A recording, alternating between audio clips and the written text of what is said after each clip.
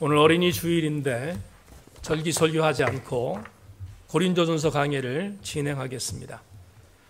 73번째 고린도전서 강해의 설교 제목은 은사의 품격이라는 제목을 갖고 지난 6주 동안 살펴봤던 고린도전서 14장의 강해를 오늘 마감하겠습니다. 전 세계적으로 영어로 된 소설을 평가해서 가장 뛰어난 작품에게 주는 소설의 노벨상이라고 말하는 맨 부커상을 2016년 여러분 잘 아시는 한강이라는 작가가 수상을 했습니다. 채식주의자라는 이 책이 상당히 많은 호응을 받아서 그래서 전 세계의 독자들에게 감동을 주었던 것을 지금도 기억합니다. 그런 뒤 곧바로 한강이라는 작가가 두 번째 단편 소설을 하나 발표했는데 그게 신이라는 작품입니다. 지금 자막에 나오는 저 작품인데 저 책이 나오자마자 참 감동 깊게 제가 읽었던 기억이 있습니다. 그런데 금년에 이 신이라는 작품을 통해서 한강이라는 작가가 다시 한번 맨 부커상 인터내셔널 부분에 노미네이트 됐다는 이야기를 들으면서 참 대한민국의 독자로서 기뻤습니다. 제가 이 신이라는 책을 기억하는 것은 여기에 기록되어 있는 한 문장을 읽으면서 굉장히 감동을 받아서 제 첫 번째 책의 에필로그에 이 글을 삽입할 정도로 저는 굉장히 이 한강이라는 작가의 이 글을 감동 깊게 읽었던 적이 있는데 그 부분을 여러분에게 읽어드리겠습니다. 구름 뒤에 달이 숨는 순간 구름은 갑자기 하얗고 빛난다. 먹구름이 섞여 있을 때면 미묘하게 어둑하고 아름다운 무늬를 만든다. 잿빛이거나 연보랏빛이거나 연푸른 빛을 띠는 그 무늬 뒤에 둥글거나 신라처럼 가는 창백한 달이 숨겨져 있다. 제가 이 글에 감동을 받았던 대목은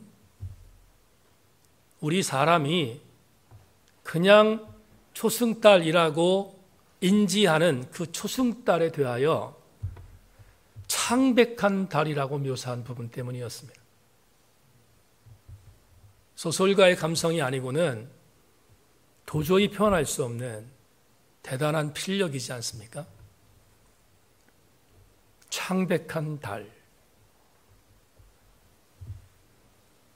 한강이라는 이 작가의 이 글을 읽다가 제가 탄성을 자아냈던 것은 단순히 이 작가가 필체가 좋아서 탄성을 자아낸 것이 아니라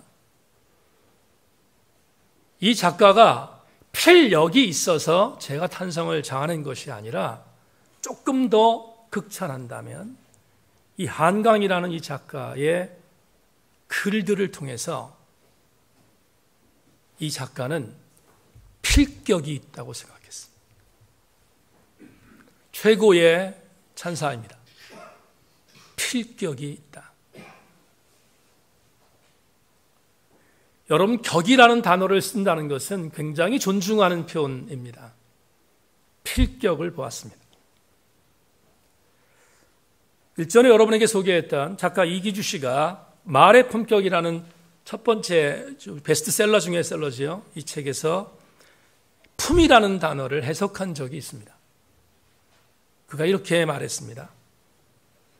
사물의 형체가 굽으면 그림자가 굽고 형체가 곧으면 그림자도 바르다. 말도 매한 가지이다. 말은 마음을 담아낸다. 말은 마음의 소리이다. 수준이나 등급을 의미하는 한자 품의 구조가 흥미롭다. 입구가 세 개 모여 이루어져 있음을 알 수 있다. 말이 쌓이고 쌓여 한 사람의 품성이 된다. 여러분, 작가 이기주 씨의 기가 막힌 통찰이지 않습니까? 말이 많으면 허물을 면키 어렵다는 성경의 말과는 달리 말이 많아 쌓이고 쌓였을 때 그것을 한 사람의 품성으로 여겼다는 이 해안은 우리도 한번 고추 세워야 할 교훈이지 않을까 생각했습니다. 왜 제가 오늘 한강이라는 작가와 이기주라는 작가의 책을 소개했는가 하면 의미가 있어서 소개했습니다. 이 글을 읽고 있었던 저는 설교를 준비하다 오늘 고린도전서 14장을 마무리하는 이 본문을 곱씹으면서 품격이라는 단어에 대한 부분에 삘이 꽂혔기 때문입니다. 여러분, 말의 품격이 있습니다. 언어의 품격이 있습니다. 글의 품격이 있습니다. 그런데 그 글의 품격이나 말의 품격이 있다면 이것도 있지 않을까 하는 생각을 했기 때문입니다. 뭘까? 그리스도인들이 살아내야 하는 격이 있습니다. 이 목사도 살아내야 하고 여러분도 살아내야 하는 격이 있습니다. 우리는 그런 말을 안 쓰지만 우리의 국어사전에도 그런 말은 없지만 제가 설교를 준비하다가 만들어냈습니다. 그건 영격입니다. 적어도 예수 믿는 저와 여러분들이 영격에 있어서 그 격이 높아야 되지 않겠습니까? 그게 바로 그리스도인들의 신앙적 삶에 있어서 품격이 높다는 말을 바꾸어서 말한 것이라고 이해하셔도 됩니다. 우리 교회에서 크로스의 성경 공부가 7기 사역을 마쳤습니다. 오늘 우리 세인 아빠가 나와서 예배를 드리는데 반갑습니다. 7기를 가르치는 동안 한 번도 빠짐없이 공부하는 학생들에게 가르쳤던 교훈이 있습니다. 현대인들이 앓고 있는 세 가지 병이 있다는 것입니다. 첫 번째 병이 뭐냐? 알고도 가르치지 않는 병입니다. 이런 사람이 많습니다. 두 번째, 모르고도 배우지 않는 병입니다. 역시 마찬가지 이 병에 걸린 사람도 상당수 많습니다. 그런데 이 목사가 생각할 때 가장 중증인 병이 하나 있습니다. 이 병은 고질병입니다. 이 병은 배웠는데도 행동하지 않는 병입니다. 배웠는데도 행동하지 않는 병, 중증입니다. 중환자실에 들어가야 할 병입니다. 우리가 제목 설교를 했던 주간을 빼고 6번에 걸쳐서 고린도전서 14장을 공부했습니다.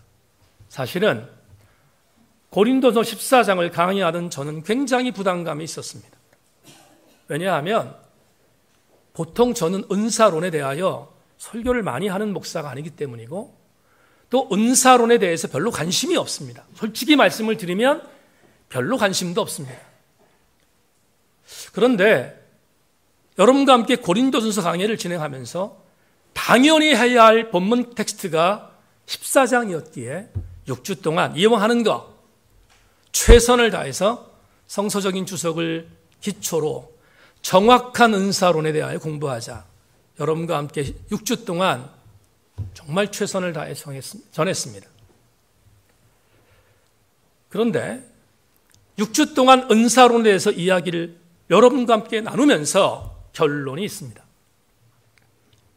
어떤 분은 제가 전한 은사론에 대한 부분에 대해서 고개를 갸우뚱하는 분도 있을 수 있고 제가 전한 은사론을 갖고 맞아요. 이것이 옳은 은사론이야 라고 고개를 끄덕거리는 사람도 있었을 것입니다.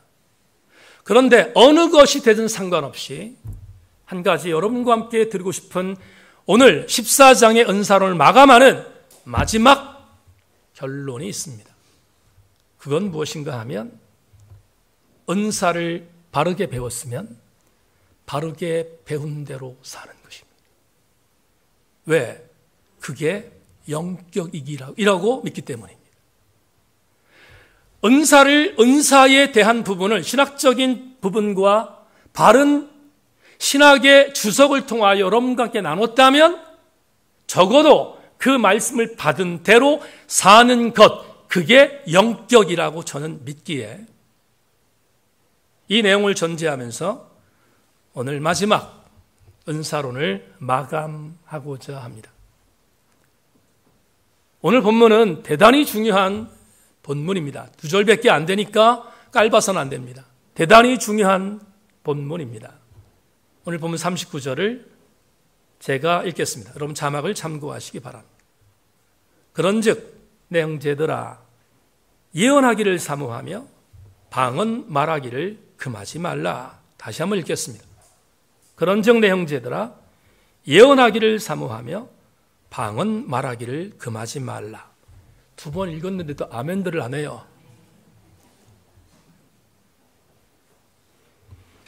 39절에서 대단히 중요한 2가지의 교훈을 바울이 우리에게 전하고 있습니다. 예언을 사모하는 것이 첫 번째고 방언 말하기를 금하지 않는 것이 두 번째입니다. 그런데 조금 더 깊이 들어가기를 원합니다. 예언을 사모하라, 방언을 금하지 말라. 여기에 오늘은 단어에 대한 부분을 조금 더 집중하기를 원하는데 사모하다라고 되어 있는 이 단어는 헬라어 원어로 그대로 직역하면 열심을 내다라는 뜻입니다. 열심을 내라는 의미가 더 강한 뜻입니다. 그렇다면 내 형제들아 예언하기를 사모하며 라는 이 문장을 바꾸면 이렇게 바꿀 수 있습니다. 내 형제들아 예언하기에 열심을 다하라. 다 같이 아멘. 예언하기에 열심을 다하라는 것이 전반부의 구절이고요. 두 번째, 방언 말하기를 금하지 말라 했을 때 이 금하지 말라는 이 단어도 헬라 원어 성경을 보면 사실은 금하다라는 단어로 되어 있지만 이 단어는 억제시킨다는 단어예요. 억제시킨다, 누른다는 단어입니다. 그렇다면 이 후반절에 있는 말씀도 이렇게 바꿀 수 있습니다. 방언 말하는 것을 절대로 억제시키지 말라. 그런 뜻입니다. 그러면 이 부분을 여러분 들었는데 여러분 생각이 어떠십니까? 지난 6주 동안 은사론을 공부를 같이 했으니까 한번 여러분의 소회를 한번 나누고 싶은데 어떻습니까? 그냥 무조건 아멘 이렇게 아멘할 수 있을까? 설교자인 저도 조금 찝찝합니다. 왜 찝찝합니까?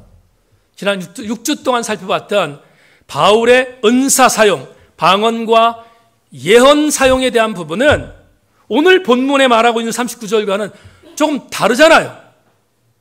어떻게 다릅니까? 이전에 봤던 바울의 이전의 해석은 방언 사용도 조심하고 예언 사용도 조심하라고 하지 않았습니까? 예를 들자면 우리가 함께 살펴봤던 그대로 가장 극단적인 바울의 어떤 경고라고 할까요? 이 경고가 나오지 않았습니까? 방언을 하든 예언하든 법칙이 있다. 한 방에 들어가서 누군가가 방언을 할 때 방언에 은사 받은 사람이 10명 있다 치자. 그럴 때 10명 전체가 방언을 한꺼번에 하지 말라고 가르쳤습니다. 한 명이 하면 그 한 명이 방언한 것을 반드시 통역하는 자가 통역하고 그 통역이 끝난 뒤에 또 다른 방언하는 사람이 방언한 뒤에 통역하고 이렇게 질서를 지키라고 말했습니다. 그런데 오늘 방언 말하기를 억제하지 말라고 했으니까 뭔가 찝찝하지 않습니까? 예언도 마찬가지입니다. 뭐라고 말했습니까? 누군가가 교회에서 예언하면 그 예언은 또 다른 예언의 은사를 받은 사람이 예언의 은사로 통제하라. 이게 우리가 배웠던 거잖아요.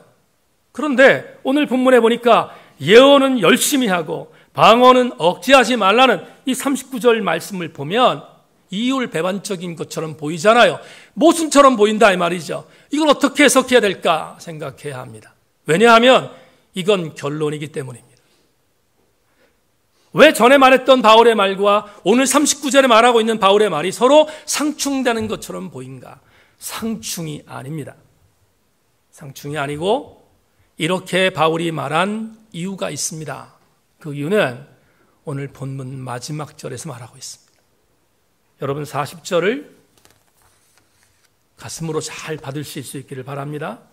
40절 같이 읽습니다. 다 같이 시작. 모든 것을 품위 있게 하고 질서 있게 하라. 한 번만 더 시작. 모든 것을 품위 있게 하고 질서 있게 하라는 것입니다. 자, 그러면 이제 제가 여러분과 함께 바울이 오늘 39절과 40절에서 결론적인 예언과 방언의 활용법에 대하여 이렇게 말한 의미를 함께 나누고 싶습니다. 먼저 40절의 전반절 모든 것을 품위 있게 하고 여기 말하고 있는 모든 것은 말할 것도 없이 방언하는 것과 예언하는 것입니다. 이 말을 이렇게 말합니다. 예언을 하려면 방언을 하려면 품위 있게 하라가 전반절입니다. 그런데 이 품위 있게 하라는 이 단어는 우리가 조금 더 집중해야 합니다. 유스케모노스라는 헬라어 단어의 번역이 오늘 품위 있게라는 단어로 썼습니다. 맞습니다. 품이 있다는 단어가 적절한 단어일 수 있습니다. 그런데 메시지를 번역한 유진 피터슨의 번역은 더 우리에게 감동으로 옵니다.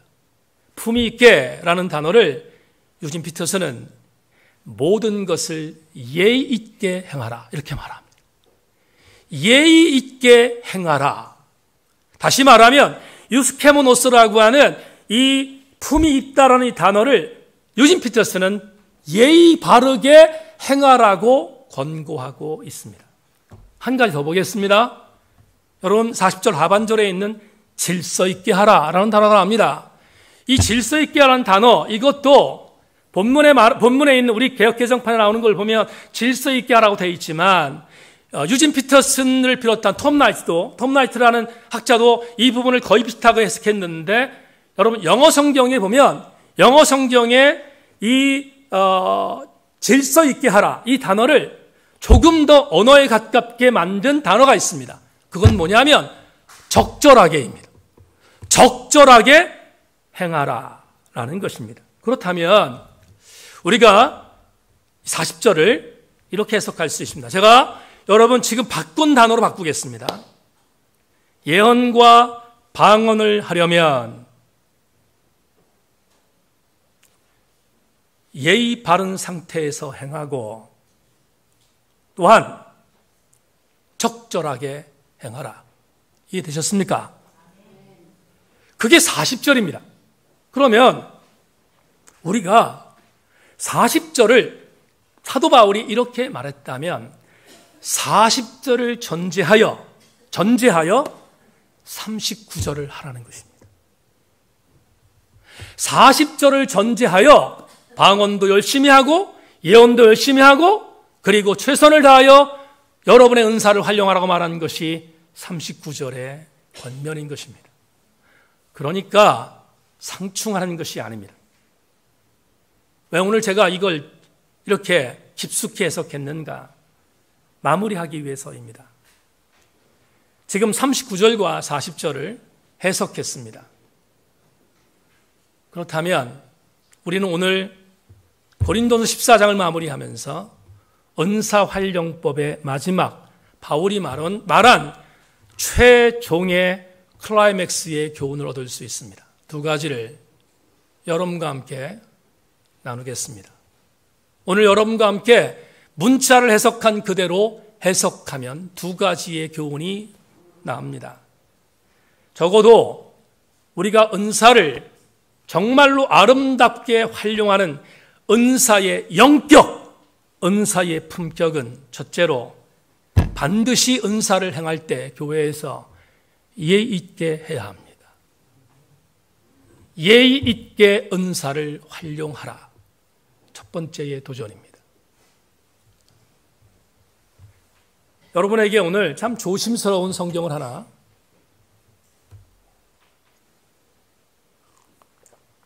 나누겠습니다.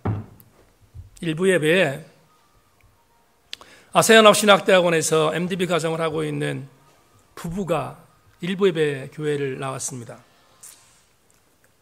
그래서 서울에 있는 챙구 목사가 강의를 하고 있는 그 반에 들어가서 공부를 하고 있는 친구인데 우리 교회를 소개해서 일부 예배 나와서 예배를 드리고 갔는데 친구가 나오라고 했으니까 그냥 보낼 수 없어서 차 한잔 했습니다. 차 한잔하고 설교에 대한 내용을 이렇게 이야기를 잠깐 하다가 오늘 그 새롭게 나온 그 부부 중에 남자분이 저한테 그래요. 고향이 제천인데 지금 서울에 있습니다. 근데 그분이 저한테 그래요. 목사님, 오늘 설교 그렇게 해도 괜찮습니까? 이렇게 말하길래 그 내용을 듣고 무슨 얘기를 하는지 알아서 제가 그랬습니다. 우리 교회 성도들은 수준이 높아요. 그래서 괜찮습니다. 제가 그렇게 얘기했습니다. 그런데 2부 예배 때 여러분들에게 이 설교를 할 건데 수준 높게 들을 수 있기를 바라고 오히려 이 부분에 대한 부분들을 와, 목사가 왜 저렇게 설교하지 생각하지 않는 그런 바른 신앙의 어떤 해석들이 있었으면 좋겠습니다. 누가복음 2장을 여러분과 함께 읽겠습니다. 누가복음 2장 21장 1절로 4절 말씀을 같이 우리 너무 잘 아는 성경이니까 함께 같이 읽겠습니다. 나오죠? 읽겠습니다. 시작. 예수께서 눈을 들어 부자들이 헌금함에 헌금 넣는 것을 보시고 또 어떤 가난한 과부가 2렙돈을 넣는 것을 보시고 이르시되 내가 참으로 너희에게 말하노니 이 가난한 과부가 다른 모든 사람보다 많이 넣었도다. 저들은 그 풍족한 중에서 헌금을 넣었거니와 이 과부는 그 가난한 중에서 자기가 가지고 있는 생활비 전부를 넣었느니라 하시니라. 다 같이 아멘. 여러분, 이 구절 모르는 사람 없지요? 이 내용 다 아십니다. 그런데 오늘 여러분에게 조심스럽게 이 말씀을 뒤집겠습니다. 여러분들이 이미 알고 있는 내용들을 뒤집겠습니다. 대체적으로 이 설교의 내용을 설교로 전할, 이 본문 텍스트를 설교로 전할 때 대체적으로 헌금 설교로 이 설교를 합니다. 그래서 2렙돈을 드린 이 과부의 헌금이 참 소중한 헌금이다. 틀리지 않습니다. 맞습니다. 그래서 가끔 그렇게 설교하는 일들을 저도 많이 경험하고 또 그런 설교를 하는 목사님들도 많이 봤습니다. 절대로 그 설교를 폄훼하고자 하는 것이 아닙니다. 그런데 제가 오늘 바로 세우고자 하는 것은 누가복음 21장에 있는 이 과부의 2렙돈의 헌금은 헌금에 대한 설교가 아니라는 것입니다. 그러면 이게 도대체 무슨 의미를 주는 것인가? 지금부터 여러분들에게 말씀드리겠습니다. 예수님께서 성전에 올라가셨습니다. 그런데 어디로 가셨냐면 미문 쪽으로 올라가셨습니다. 미문이라는 말은 사도행전 3장에서 우리가 이미 공부했습니다. 뷰티풀 게이트입니다. 아름다운 문입니다. 헤롯 성전은 굉장히 큰 건물이기 때문에 들어가는 문들이 굉장히 많습니다. 그런데 이스라엘 신앙 공동체 유대인들, 예루살렘에 살고 있는 공동체의 지체들이나 아니면 6월절에 모여서 200만 명 정도가 모여서 제사를 드릴 때 제일 많이 들어가는 문이 뷰티풀 게이트였어요. 미문이었다고요. 그럼 왜 글로 들어갈 수밖에 없었는가? 왜 여러분 안진뱅이가 거기서 구걸할 수밖에 없었는가? 그쪽에 사람들이 제일 많이 지나다니니까 거기서 구걸할 수밖에 없었던 것입니다. 그 말은 이런 것입니다. 이 뷰티풀 게이트는 헤롯 성전의 주문이라는 뜻입니다. 여기에 사람들이 들어가야 하는 문이라는 것입니다. 이유는 뭐냐 하면 이들은 성전에 올라가면 성전세를 납부해야 했습니다. 성전세는 의무 세금이었습니다. 뿐만 아니라 그들은 때를 따라 자기들의 죄를 용서함 받기 위해서 제물도 바쳤습니다. 그래서 당연히 헤롯 성전의 뷰티풀 게이트로 들어가는 것은 그들의 관습이고 그들의 율법적인 행위였습니다. 바로 그때 예수님께서 그 성전에 들어간 이유를 여러분 복음서 기자는 밝힙니다. 예수께서 성전 미문에 가셔서 성전 미문에 있던 건너편, 반대편입니다. 반대편에 앉으셨다고 마가복음은 기록합니다. 반대편에 앉으셨던 주님께서 왜 거기에 앉으셨는가? 이유는 간단합니다. 반대편에 있으면 반대편에 있는 성전 미문이 잘 보이기 때문입니다. 뭘 보셨는가? 그곳에 올라가셔서 헌금하는 것들을 보셨습니다. 그런데 첫 번째 복음서 저자들은 이렇게 표현합니다. 부자들이 와서 헌금을 했다 이렇게 말합니다. 그런 뒤에 두 번째로 온 사람이 과부입니다. 여러분 복음서의 저자들이 표현하는 방법을 그대로 전하는 것입니다.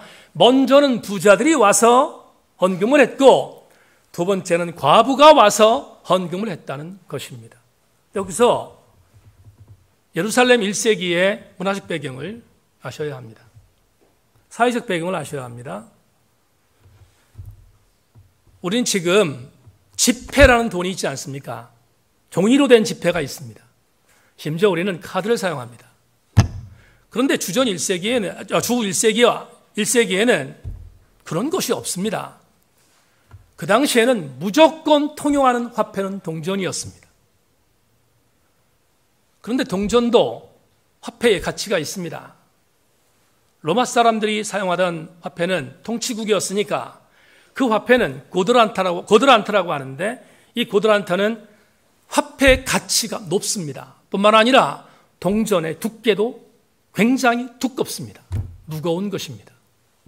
그런데 성전 미문에 헌금계가 총 13개가 있었는데 그 13개 중에서 2개는 성전세를, 또 2개는 나머지 부분의 내용들을 전한 헌금으로, 그 중에 7개는 자유 헌금을 하는 헌금할 수 있도록 만든 그런 헌금계들이 총 13개가 있었습니다.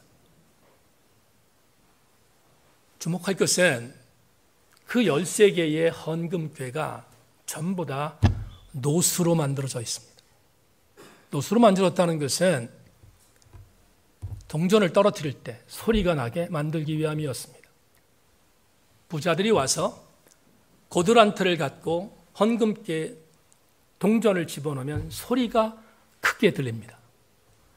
소리가 크게 들리면 돈을 많이 낸 것입니다. 그런데 반대로 유대인들 중에 가난한 자들이 사용하는 화폐는 달랐습니다. 여러분, 과부는 고드란트라는 동전을 절대로 만질 수 없었습니다. 왜냐하면 그 돈의 가치는 엄청난 가치였거든요.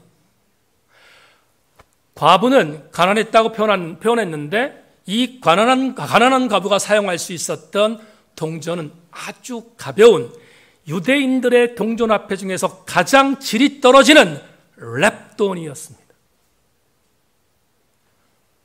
랩돈은 동전이 가벼워서 헌금계에, 노수로 된 헌금계에 동전을 떨어뜨리면 소리가 적게 납니다. 그러면 과부의 그 헌금은 돈을 많이 낸 것이 아닙니다.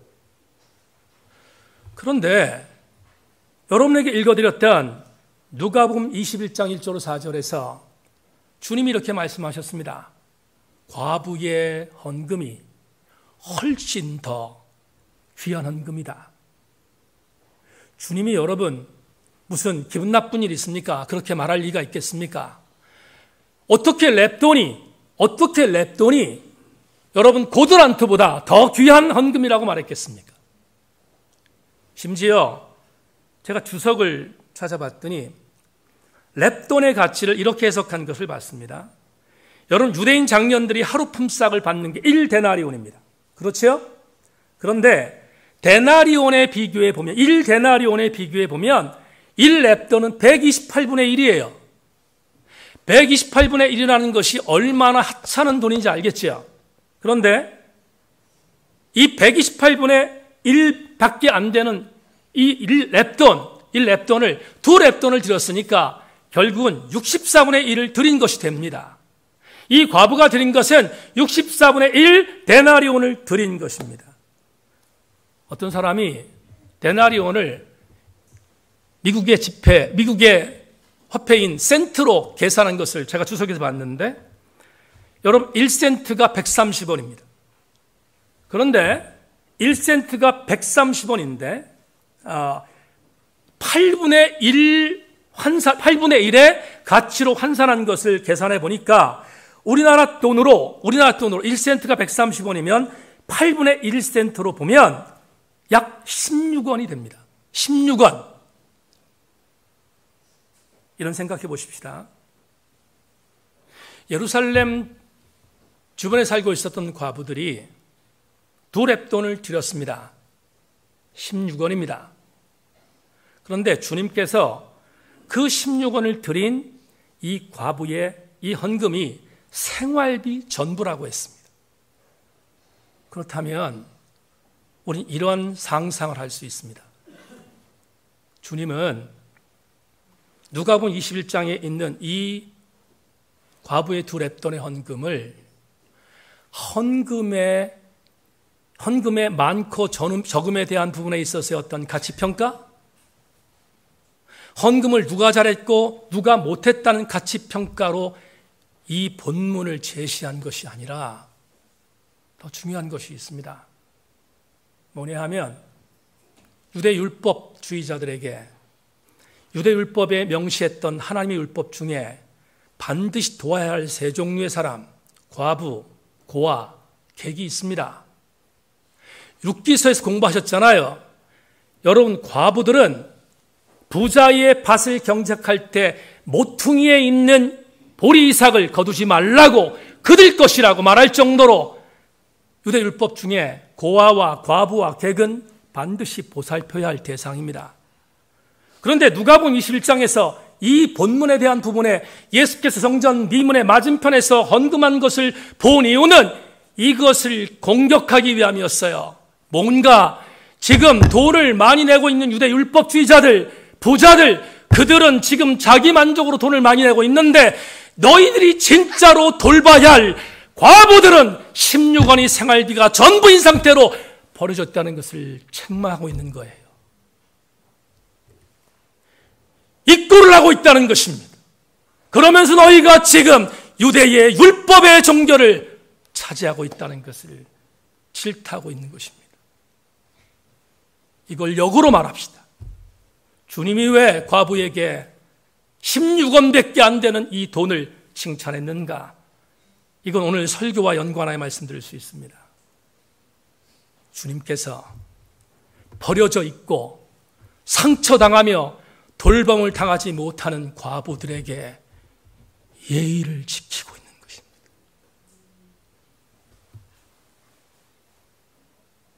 예의를 지키는 것입니다. 오늘 이 부에 나오신 교우 여러분, 성도는 교회 공동체와 교회 공동체 밖에서 예의를 지키는 사람들이어야 하는데, 오늘은 교회 공동체 안에서 사용하는 은사이기에 그 은사 역시 예의 있게 사용해야 되는 것이 성도의 몫인 것입니다. 내가 은사를 받았다면 그 은사가 성령께 주신 은사라면 잊지 말아야 할 것이 하나 있습니다. 그건 바로 내가 교회 공동체에서 예의 있게 사용할 때 그게 바로 성령이 우리에게 주신 은사이고, 그 은사를 사용하라는 것이 은사장의 첫 번째의 결론적 교훈인 것입니다.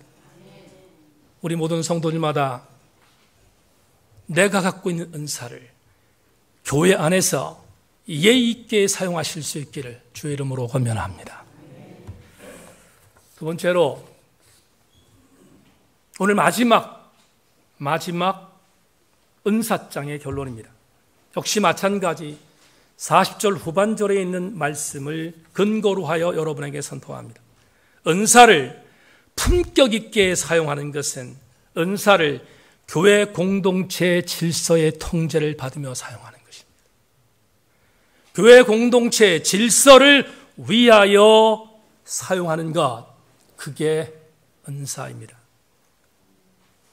여러분에게 조금 전에 설명했습니다. 질서 있게 사용하라는 것은 적절하게 사용하는 것임을 말했습니다. 교회 공동체는 질서 있는 공동체가 교회입니다. 그리고 은사를 적절하게 사용하여 그 은사가 섬김의 도구로 사용될 때 그게 바로 교회 공동체입니다. 문제는 교회 공동체가 세상의 사회 권력과 똑같이 위계에 의한 통치 권력으로 전락되고 있다는 것입니다. 교회가 사회의 통치 권력과 똑같은 계급을 갖고 있다면 교회 문을 닫아야 합니다.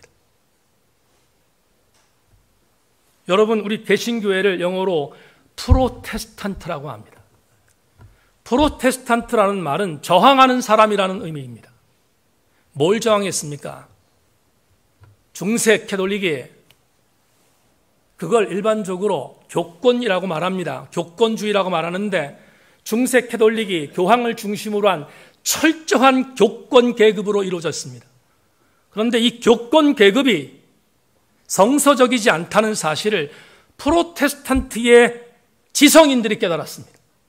그래서 교황의 권위를 인정하지 않기로 하고 분열한 것이 바로 개신교입니다. 그래서 영어로 개신교회를 정관사 더를 붙여서 더 프로테스탄트, 저항하는 사람들이라고 말하는 것입니다. 그런데 아쉬운 것은 인정하든 인정하지 않든 교권에 반대하여 나온 개신교회가 요즘 더 교권화되었습니다. 이것은 정말로 되돌려야 합니다. 젊은이들이 교회를 떠나는 가장 강력한 이유는 교회가 계급화됐다는 것입니다. 우리가 하나님 앞에서 교회를 세웠습니다. 이 교회는 마태복음 16장 18절에 말한 것처럼 내 교회가 아니라 주님의 교회인 것을 믿습니다. 그런데 주님의 교회가 주인이 주님인데 사람이 주인이 되면 그건 교권인 것입니다. 그렇다면 건강한 교회는 어떤 교회인가? 말할 것도 없이 사람이 계급으로 이끌어가는 조직이 아니라 성령이 인도하는 교회가 건강한 교회입니다. 성령이 인도한다는 것을 여러분에게 오늘 말씀을 드리면서 이렇게 입장 정리를 하겠습니다.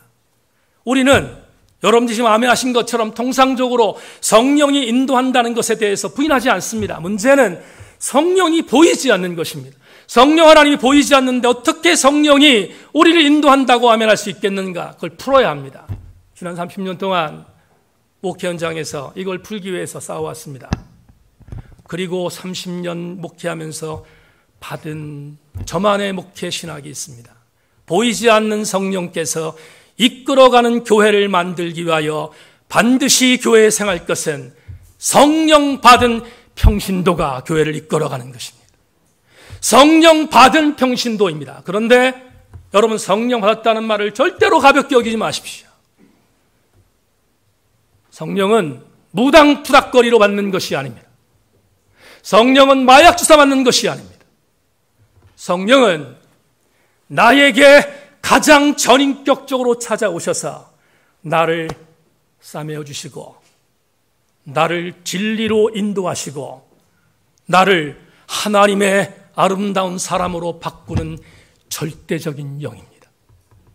그분이 나에게 임하는 것은 절대로 무당의 푸닥거리가 아니라 인격적으로 오십니다. 왜냐하면 성령이 인격의 영이시기 때문입니다. 성령이 인격의 영이시라면 인격의 영이신 성령의 지배를 받는 교회는 절대로 무너지지 않습니다. 그리고 그 교회는 든든해질 것입니다. 사람에 의하여 질서가 무너져도 성령이 인도하는, 성령 받은 평신도가 인도하는 교회가 되면 그 교회는 반드시 바로 세워질 것이고 그 교회는 건강한 교회가 될 것입니다. 사도행전 6장을 기억하십니까? 사도행전 6장에 구제 문제 때문에 교회가 시끄러워서 심지어 예루살렘 교회가 분열될 뻔했습니다. 그런데 감사한 것은 기득권을 갖고 있었던 제자들이 뒤로 물러섰습니다.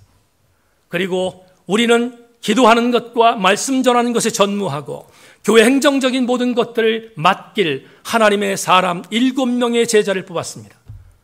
여러분, 교회가 풍지박산될 수 있는 가능성이 있었던 예루살렘 교회, 분열될 수 있는 예루살렘 교회, 그 교회가 끄떡하지 않고 다시 세워졌습니다. 그 이유가 어디 있었을까?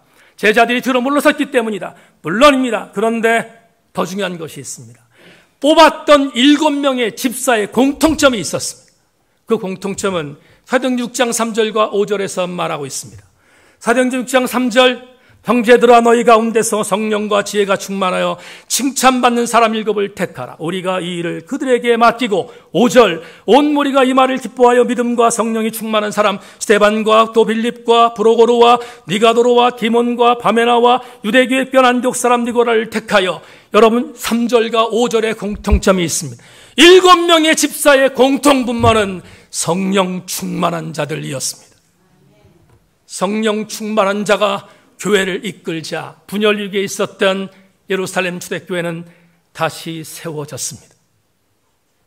새인교회 지체 여러분, 지난주 9주년 창립주일을 은혜 중에 보냈습니다.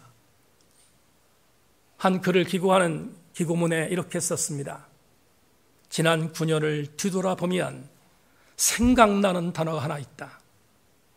그건 은혜다. 그 다음에 이렇게 썼습니다. 내년에 창립 10주년을 맞이할 것인데 창립 10주년을 맞이하여 달려가는 1년 동안 종에게 생각나는 단어가 또 하나 있다. 그것도 은혜다.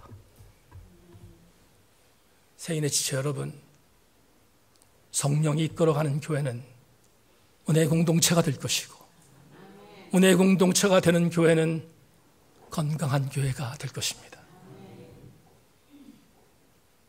은사장을 마무리하면서 은사를 사용하되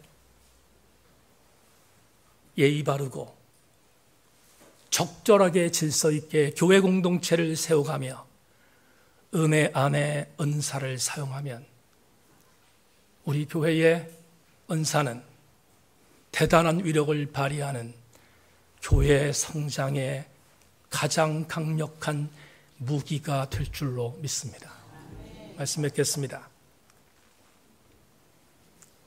몇 주 전 경험했던 에피소드 하나 말하고 설교를 맺겠습니다. 대신방 기간이라서 여러분 아시는 것처럼 경북 영양에 있는 이동화 권사님 고향 집에 신방을 다녀왔습니다.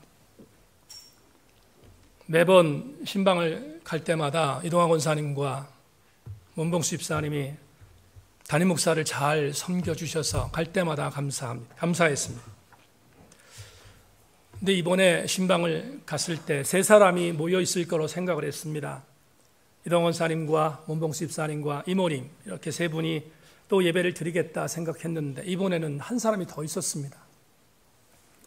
갔더니 22살 된 여대생이 한 명이 있는 겁니다. 그래서 굉장히 의아했습니다. 그래서 물어봤더니 그 여대생이 누군가 하면 이상훈 집사의 조카딸이었습니다. 이동화 권사님의 큰아들의 딸인데 22살 된 여대생입니다. 안동대학교에서 원예학과를 공부하고 있는 지금 1학년 입학한 정말로 신출내기 그런 대학생이었습니다. 그런데 예배를 드리는데 이 22살 된 이 자매가 예배에 참석했습니다. 참석했는데 예배 자리에 앉는데 권사님하고 집사님이 앉고 이모님은 그날 참석하지 않았지만 그 조카딸이 앉는데 앉는 소리가 안 들려요. 앉는 소리가 안 들리는 거예요. 앉는데 너무 조신하게 앉는 겁니다. 치마를 입은 것도 아닌데 너무 조신하게 앉는 겁니다. 그래서 참 신기했습니다. 예배를 드리고 그리고 약간 교제했습니다. 교제했는데 제가 신기해서 그 22살 된 여대생에게 뭔가를 물었습니다. 그랬는데 말하는데 여러분 그거 아십니까? 말을 얼마나 예쁘게 하는지 몰라요. 너무 예쁘게 하는 거예요. 22살 된 여대생 요새 여러분 되바라지면 얼마나 많이 되바라진 사람 많잖아요. 물론 우리 교회는 없지만 그런 사람이 있거든요. 그런데 이놈은 너무나 말도 예쁘게 하는 거예요. 너무나 말도. 그래서 참 가정교육 잘 됐다 생각했습니다. 생각하고 마지막 식사를 하러 식사하는 룸으로 옮겼습니다. 근데 이 친구가 할머니를 도와서 음식을 나르기 시작했습니다. 음식을 나르는데 제 앞에다가 음식을 갖다 놓는 거예요. 이렇게 갖다 놓는데 이런 소리 들려야 되잖아요. 음식 그릇 갖다 놓는 소리 들리는 게 정상이 아닙니까? 그런데 이놈이 음식을 갖다 놓는데 소리가 안 들리는 거예요. 얼마나 조심스럽게 갖다 놓는지 소리가 안 들리는 거예요. 제가 순간 아내와 눈을 마주쳤습니다. 그리고 서로 눈빛을 전했습니다. 이놈은 며느리감이다. 내가 그런 딸을 본 적이 없거든요. 얘는 내 것이다. 내 것은 아니지. 이놈은 우리 아들 것이다. 그리고 갔다 온 이후부터 기도하고 있습니다.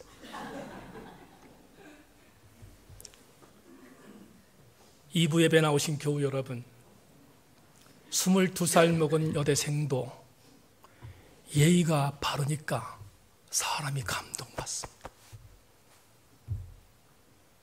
여기 계신 교우 여러분, 하나님께 예의 있는 은사 활용자가 된다면 하나님이 여러분을 얼마나 예쁘시게 여기시겠습니까? 우리 모두가 하나님 앞에 질서 있고 예의 있게 은사를 활용하는 아름다운 성도들 되시기를 주님의 이름으로 축원합니다. 하나님 감사합니다.